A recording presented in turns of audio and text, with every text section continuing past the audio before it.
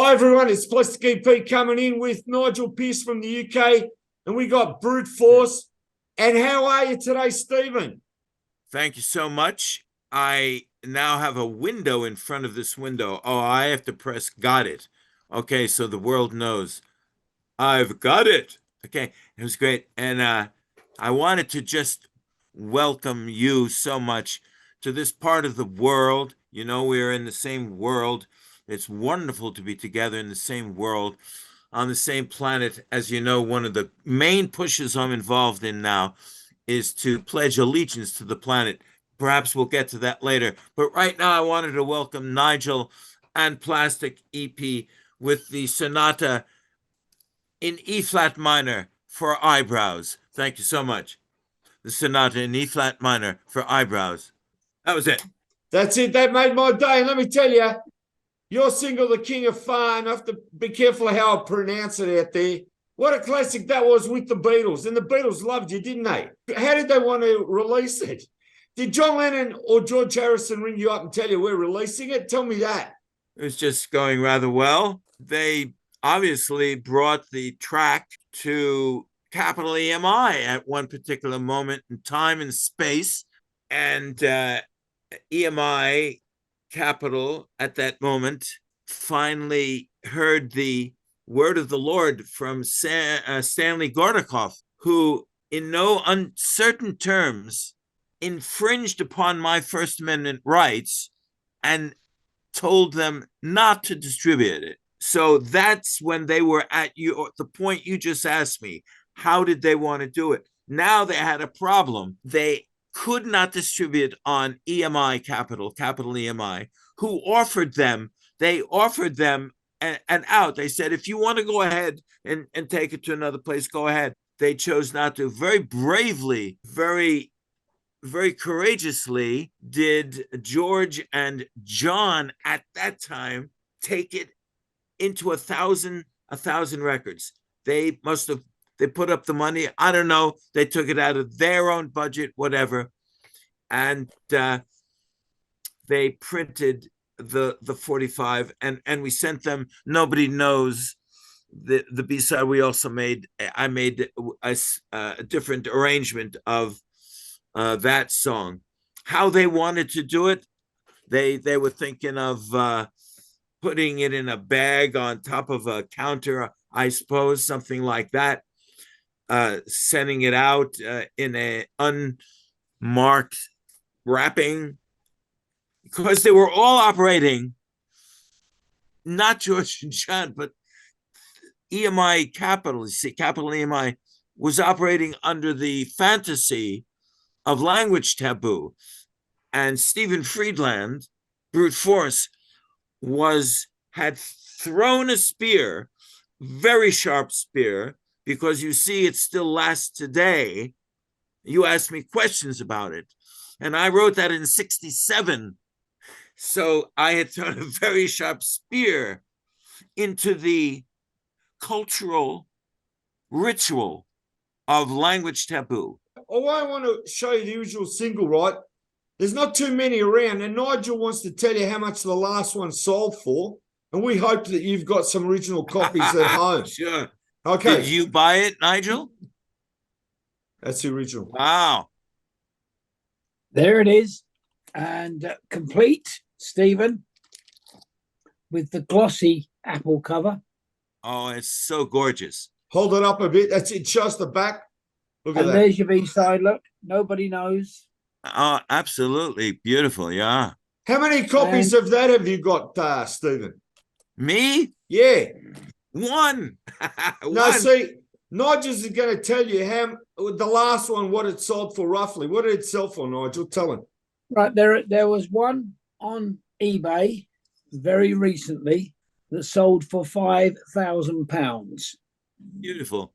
Why I'm saying that, Stephen, if you had 20 of those today, you could sell them, and really cash in. You know what I mean? Only alternative might be if some legal eagle got some representative in our Congress to write a bill which included artists in the sale of products at fairs on the internet. That would be secondhand sales, third-hand sales, whatever, to include the artists in the income, of those secondhand sales. But I don't know if that's going to happen. Yeah, that's very far away. Does Great Britain have anything like that, Nigel? Well, let me just tell you a little bit, Steve, and then we'll come back. I got my copy around 35 years ago. I was very fortunate, but I got it. And I did some research, and you're quite right. I think there was possibly up to 1,000 copies made, and they were all sent, most of them were sent out as promotional discs to BBC and other radio stations within the United Kingdom. The Beatles themselves, i.e. John and George, got a lot of inquiries into phone calls, who are you, etc., etc., and they were advised to listen to the playback. So the Beatles did listen to the playback, and lo and behold, they understood that it was too risky to release and play on the air, because when you play it on the air, it sounds like the word that we mustn't say, which may have been your original intention. And I think it's very good. But the point I'm saying to you is, at the time, because Britain and probably parts of Europe were still so firmly Y-fronted and pressed that they couldn't allow the single to be released. Therefore, the Beatles called them back. When you say they couldn't allow it to be released, I must take exception. What they couldn't allow was that their mind would incorporate those lyrics. They were operating under fear of language, impressions upon youth, upon the young. Yeah. You've sent me a copy of the record. Now, is that on another label and that was reissued, was it, Stephen? And what label is it now so people can go and buy it? Oh, gee, well, there's so many, not so many, but there are many iterations. Here's the latest, I believe, is Apple's itself collaboration, you know? That's a beauty. That's the best one I've seen. Come and Get It. Yeah. The best of Apple records. Nigel, you may have this. I have it. Thank you. Thank you for getting it. Right.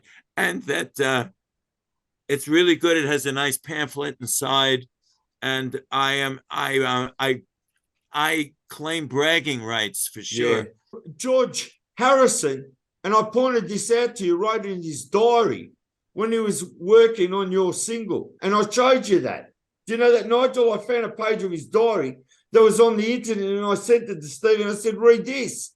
And George is talking about the single. Yes. The problem you had, as I come back to you, Steve, is after EMI Capital had issued their threats, you're quite right, the Beatles went ahead and pressed it themselves.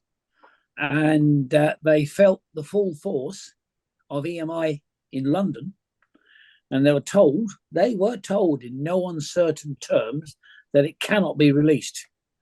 And in England, as opposed to Capital, Apple had already done a pressing for another company, and the company was Tetragrammation for the John and Yoko album, Two Virgins, because of the material on there.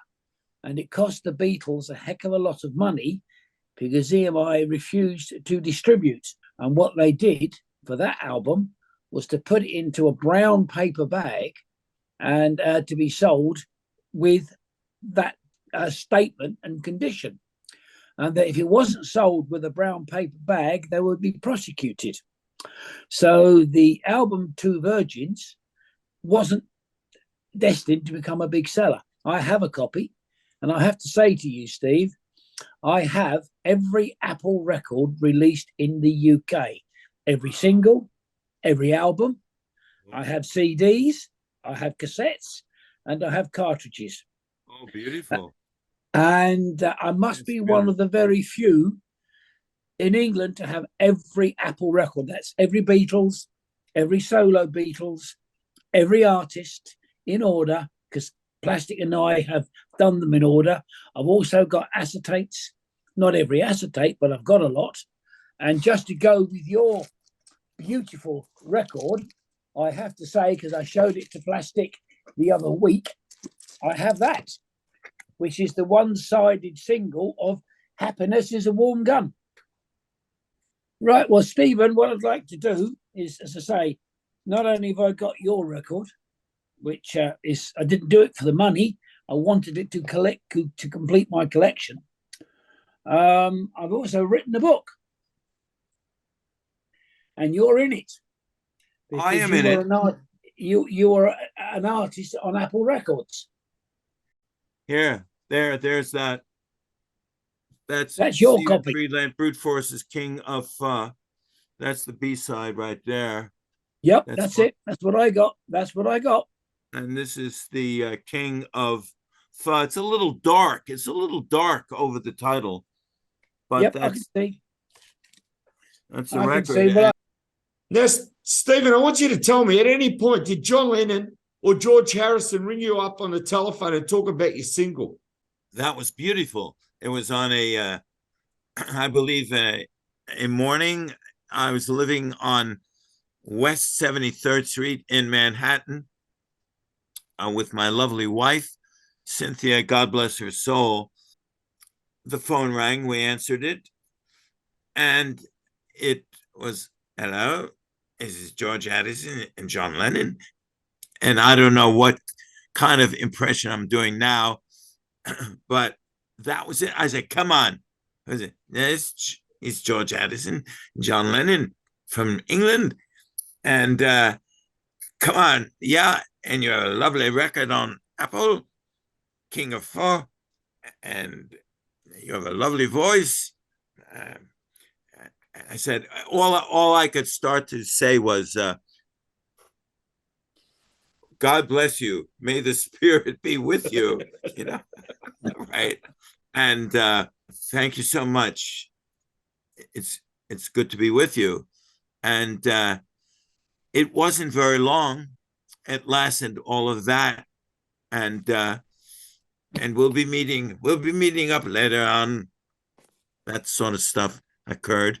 And it was a definite phone call. I was exhilarated with it.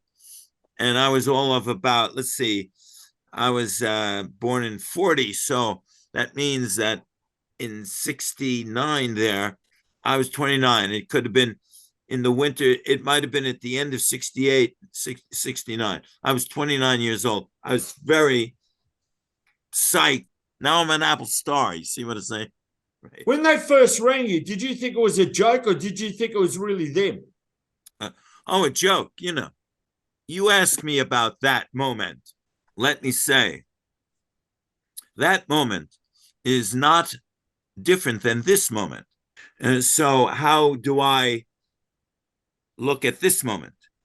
I look at this moment on a continuum, on a line going through whatever there is, because I don't know how to define whatever there is. So we are there at this moment. Now, that phone call was great. We were entranced. And so now you take a big step on the ladder, you know, to success and fame and all of that. You know, little did I know behind the scenes, it is proven in this book called The Roof by Ken Mansfield. Nigel, I'm sure you're familiar with this book, in which there is published a letter by the president of Capitol, Gorbachev. And get the book, read it. I'm not going to bore you with its contents. It absolutely forbids, up to, you know, as strong as this guy could be, the Beatles from releasing it. As I say, I didn't know about it for some 30 years. Had I known about it at that time, and had I the correct management, of course, I would have hired the best slander attorney in the land, because I was absolutely, and I am still absolutely slandered by the letter, because the letter describes the music, you see, my song, my mind. The letter describes my mind, you see, which could not be tolerated by the BBC, by the British corporations, by the American Federal Communications Authority, FCA or FCC. Okay. But I didn't know any of that.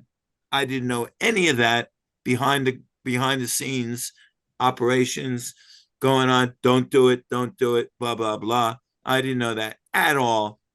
So, and I'm going on now till that was 69, you see. So now in like 70, 71, and you mentioned, Nigel, you mentioned, although your British pronunciation is much different than Tetragrammaton, that label, which you said had become involved because a fellow from Tetragrammaton by the name of Jeffrey Sheen and I teamed up to form Brute Force Records back in the early 70s. And it was on then Brute Force Records that I released King of Funk. Guess what? So, and it still would not be played. No, I know a little about that, Steve, Yes. because of the links with Apple. And I know that you were not the only artist to have that familiar problem. I know that Delaney and Bonnie agreed with the Beatles to produce and release their first album on Apple. But then Elektra Records got involved and stopped it and issued high court proceedings, which in the end, the first album, Delaney and Bonnie. Oh, Delaney and Bonnie. Great. And the first album, the first original, it was called. I have a copy. I have an Apple demo, and I've shown it on Plastic Show. And the Beatles had to back down yet again because Elektra Records, who controlled Delaney and Bonnie in America and other parts of the world, backtracked on an agreement because Harrison himself liked the record. And I can tell you that thousands of copies were printed at EMI and published, and they all had to be recorded and burnt and dumped. And it cost the Beatles a considerable amount of money. Burned? Yep, burned and dumped. And what was the point of not allowing Bonnie and Delaney and Bonnie to be heard by people? What was the sticking point that someone... They were very close to negotiating a publishing deal with Phonogram Records, and Delaney and Bonnie wanted to go with the Beatles, and Elektra stepped in, stopped it all, and very soon afterwards, other copies of the album appeared on Fontana and the Atlantic record label. But the Apple ones, again, are very scarce. Wait a minute. I happen to have one, and it's worth about 3,000 quid. All right, I got them by £2 on that. Now, what you are describing, sir, is a corporate squabble. Yep. Brute Force, Stephen Friedland, did not get involved in a corporate squabble. I was involved in the mind of man unable to cope with the truth. Yes, but it became a corporate squabble. There was no corporation. Not paper. For you. There was no agreement. Wait a minute. There was no agreement between... No, but it became, seriously, Stephen, it became a corporate squabble because the Beatles had signed a 10-year contract with EMI in 1967, to release their records for the next 10 years. Right. And right. they steadfastly refused the Beatles to get out of that contract, which meant although the Beatles wanted to start their own record label, EMI would not allow them to record for Apple. So the Beatles still had to record for Parlophone under the guise of EMI. That's why there are no Beatles records officially on Apple. The numbers change from Apple 8, which is yours, to R5577, which is a Parlophone number. And it caused an awful lot of pressure. And in the end, it was a corporate fight. And you, unfortunately, I believe, I can't prove it, I believe you got wrapped up with that song in that corporate fight. From your lips to God's ears, you know. I have researched Apple a lot. Plastic knows that. That's why one of the reasons why I've done the book, because the story of Apple is not a happy one. It's highly complex. It's highly complex.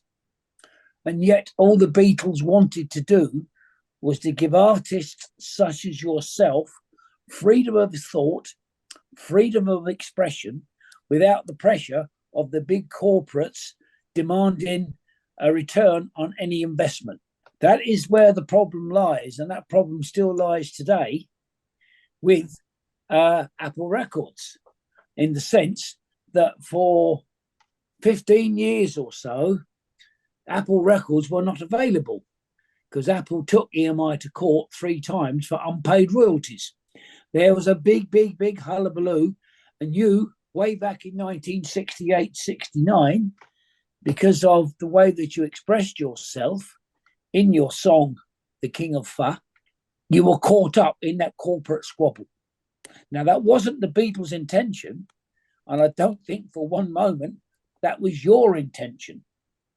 But I do think that it was Capitol's intention, and I do think they wanted more control over EMI, because EMI controlled Capitol. I don't know if you know this, but EMI controlled Capitol from London, and they restricted Capitol to a great deal. And all this is now coming out, but I'd researched it, and you, sir, with your record, unfortunately got caught in the backwash. Yes. and others also. Yes, but you are the main one because your single was ordered to be dropped, ordered to be stopped. And that squabble, it did not occur in a vacuum. No. This corporate squabble, which you so eloquently described, was not formed in a vacuum. It came from the place of darkness and fear and misunderstanding of the human psyche, which they focused when they heard King of Fa, in my particular case. And it's that place which I would say had part of the corporate squabble, because you mentioned other products. And so it's very interesting to hear how I would have fit into that. But it was still a strong, a lightning bolt of fear in the minds. Oh, yeah. And it's very well described in The Roof, in that letter. And the FCA, the FCC or the FCA is mentioned in this letter, by the way. So. But it is, you see. Now, what I've done, I started a project off, Stephen, of which you will be a bigger part of. This book here, that is called Inside Number 3, which Plastic knows very well. It is a journey inside Number 3 Savile Row, and it contains artifacts, memorabilia. I believe I'm one of the few people, I think Plastic will agree as well, that I have every record that was released by Apple in the UK, including some acetates and sample recordings. And I started this book because so much of this stuff is now no longer available. It has been lost. It has been destroyed. It is just a memory in a lot of people's fans, which includes your record. Because of the scarcity of it, there are millions of people out there that have never seen your record, that have never even heard of your record. That's very good. Very good. I'm flabbergasted in a way. You know, all of these are historical points, which I would have been part of, and to hear them described by Nigel is very illuminating, of course, and you know, it just adds to the whole texture of the thing. I'm very happy to hear this. Right, that is a case of Apple acetates on CD. Wow. Your label, I have another one of your labels which is on that lid. And if you have your 45 in there, huh? And no, these are just my case of CD acetates. Look. Oh, the acetates. Okay, great. There's over 100 in there. Wow, that's terrific. There is artists such as Black Sabbath, The Who, The Rolling Stones, Family, Jimmy Cliff, Hot Chocolate, James Taylor, yourself, and lots of others that I've got copies of the demo recordings. There you go. There you go. Well, that's a very, very complete collection for sure. So if you want to have a look at the website, Plastic will give it to you, but it is www.insideandoutside3.com. Inside and outside number 3. Did you ever see the set of Our First Four that Apple did for Apple 1, 2, 3, and 4? There is the set. That's the USA set, and that's the UK set. It's very pretty, very well laid out. Now, how do you feel about having a book out there? How do you feel about that? I think Plastic will tell you more than anything, because he has been a great trumpeter of the book. He has pushed and pushed and pushed the book. Every page is in color.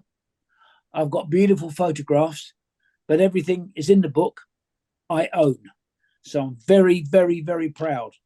And I'm very, very pleased to have met you today, because I've been wanting to interview you for a long time. And maybe we can do this again, because I think you've still got a lot to say about your time with Apple and the connotations that come from it. When the original song was produced, we have it listed as produced by the Tokens. Now, is that the same group that came from the doo-wop era of rock and roll, or is that a completely different group? Doo-wop is one of the genres which is often applied to the Tokens, although their name in music history will also include folk, because Wimoweh, you know, The Lion Sleeps Tonight, is very much its own history, is out of the folk, the deep history of people that song comes. You see, and so the doo-wop, for sure, right out of the 50s into the early 60s, when I joined them, and I'm using the past tense now, but I must ensure you all that I am alive, and that I am writing music, and that I am recording music. Now, get back to my own self here.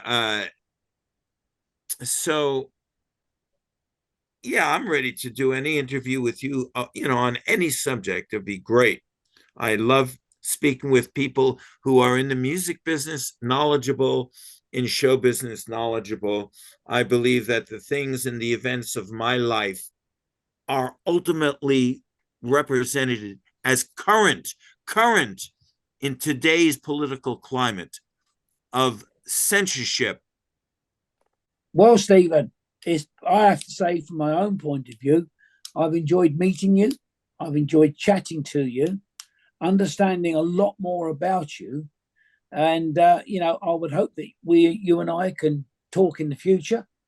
And I hope that we can realize this dream and idea of putting you in the next book on Apple, because I think you merit it, not only because of the scarcity, but because of the problems that happened. They were not of the Beatles making, but as big as the Beatles were, they had to fall in with even bigger corporations who, as you were said, are too scared to let the thought run free. And I think that is a marvelous story itself, because I'm not in favor of censorship, but I understand that there should be guidelines. But where you draw those guidelines shouldn't be done through a fortress of fear. It should be done through a path of openness. Yes, very well put. Thank you again for being on the show. Keep watching Plastic EP. Thank you, the King of Far, and thank you, Nigel Pearce. And keep watching the show. Thanks a lot, Stephen. We love you, man. Peace, love. And love is all you ever need. It's the answer.